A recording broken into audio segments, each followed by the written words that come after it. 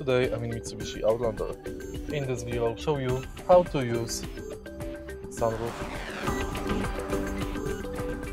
Beginning, take a look at the roof of your car.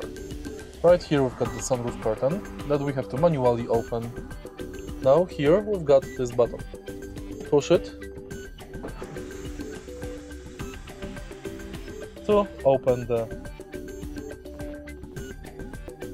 sunroof and close it.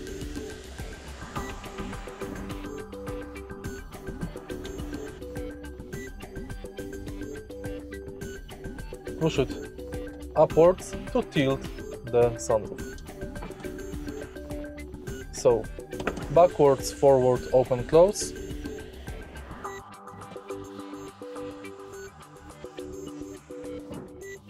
Upwards, tilt. If you find this video helpful, please leave like, comment and subscribe.